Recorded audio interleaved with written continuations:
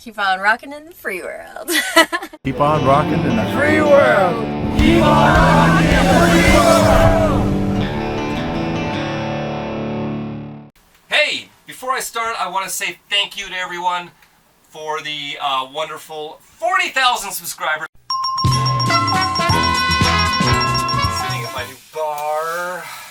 I just noticed I went over 40K yesterday, and I haven't really been uploading. This time of year, I don't really upload that much. But hey, it happened, so thank you very, very much. I'm going to have a giveaway, or maybe a few giveaways, coming up soon. I just got to figure out exactly what it's going to be. Stickers, t-shirts, I'm not sure. I'm working on that. I'm really busy working my actual job and building this at the same time, so I've been neglecting YouTube. But I will figure out something, and I just want to say thank you all. I love you so much. My next video, I'm going to show you a little more of what I've been doing to my new step van since I bought it a few weeks ago. I've been already showing people on my social media and even more on my Patreon what I've been up to in here. But this video is because I promised a little comparison of a homemade converted step van like this versus a homemade converted cube van. Cube vans are very popular as well. They're everywhere, and that's one of the things I was specifically looking for, is something already partially converted that I could change to be the way I wanted. And I was looking at some cube vans as well.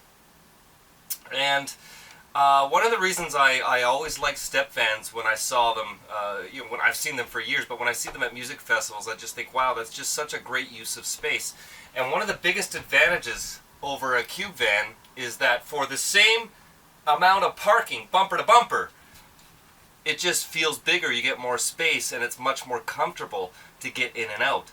Again, think of a step van as the same as a Class A motorhome, because it essentially is the same drivetrain, the same chassis, and they just put a big box on it.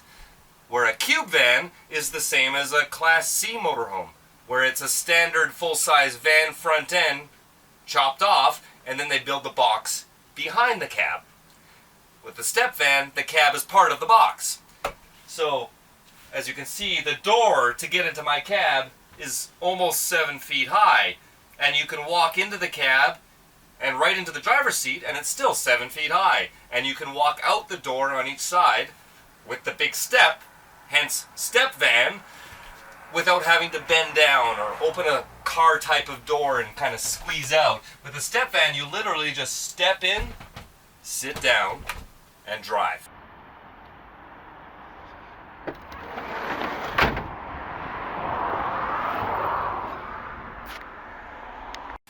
It's so amazing. I can't believe I've never driven one before since I bought this. So the first time I drove this is when I bought it.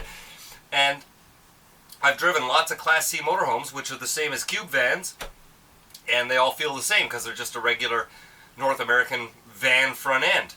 This feels more like a tank. I love it. Now, I'm the kind of, as all my long-term viewers know, I love utilitarian type vehicles. Big, industrial, mechanical. Less software, more hardware. This will, a step van could outlast you if you take care of it. And it's great. I have big metal latches to open the door. Click, boom, pull the door open. No power, nothing. That's exactly what I want. And driving it, of course, you're king of the road. You got a giant flat split windshield in front of you, and you can see everything. It's just awesome. I wouldn't say they handle like a sports car or anything. It's, it drives like a big box would drive. But I don't care. I'm driving a house, not a Lamborghini. So that's my biggest thing there, is that the use of space from bumper to bumper is much better. I even have room above the cab to put things if I want. Like, it's just, that's why I liked my Islander, my last van, because it had a lot of room at the front over the cab, so it wasn't wasted space, whereas a lot of camper vans, the high top doesn't start till behind the front seat. So they got all that space at the front, which you could be utilizing. With a step van, you're getting probably the most usage of the space in your parking spot that you could get for a cube van that would be the same length, for example. Plus, with a cube van, if you want to walk into the front cab, you have to do that duck and climb into the cab and then get in the seat, right? It's just, after a while, it'll really get to you. And the same for a Class C motorhome. But anyways, that's one of the big advantages I like of it. But one of the other advantages I like of the step van, which I kind of went over a little bit with my last video when I showed you guys this van, was that the front sliding doors are literally the front doors. You don't need to waste space on the wall and waste interior space for a separate RV entrance. You use the front door as your motorhome door. You walk in the big door outside, then you come in the big door into the back. You don't need another door back here, and that's how they're designed to be, to walk in and out from the front door. So now you've got all that extra space where normal with a cube van, you'd probably want to put an RV. Most people put an RV door somewhere on the side of the cube van. So now you've got a space you can't use in the box, and you're not going to be using the front doors to get in and out unless you want to have back problems doing this every day, climbing in and out the front doors. Nobody does that. So again, for the same space, for the same amount of parking space, you're getting much more usable room. Aesthetics, it's a box. It's not stylish by any means, although you can find a lot of pimped out step vans out there, and some of them are lowered, some of them are raised, cool ass paint jobs and graphics and custom rims. I've seen it all.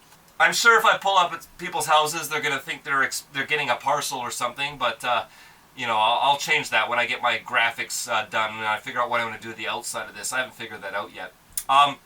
As far as drivetrains go, they're pretty much the same.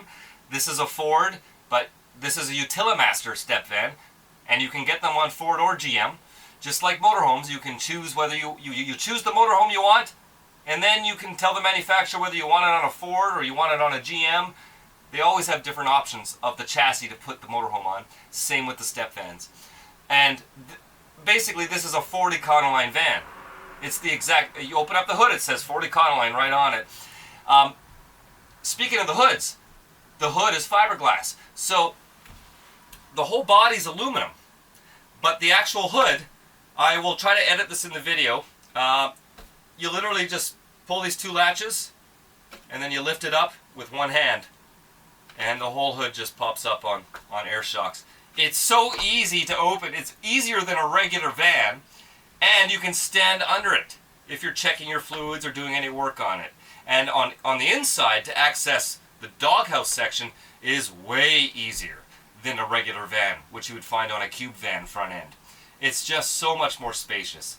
So, in the end, I like the industrial type vehicles. I love the utilitarian nature of these boxes on wheels because they're so adaptable, they're so well built, and it reminds me of a vehicle that I could really Mad Max out, make a zombie apocalypse type vehicle out of it, And that's exactly what I like. And I don't think that's a surprise to anybody that's been following me for a few years.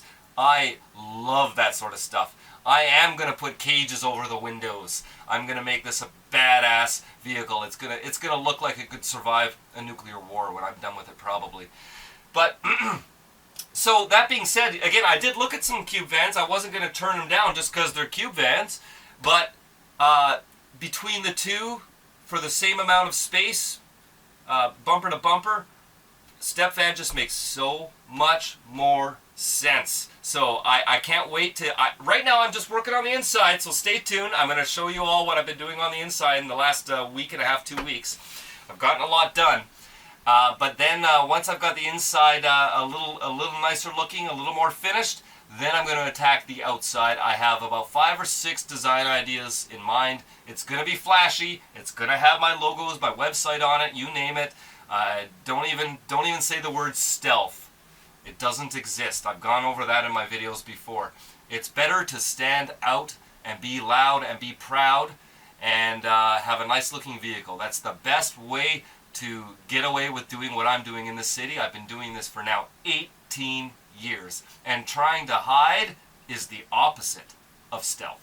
Stay tuned for that. Coming up, if you want to see build photos and details of what I'm doing on a day-to-day basis, my Patreon link is below. And you can also find all my social media on my website at justincredible.tv.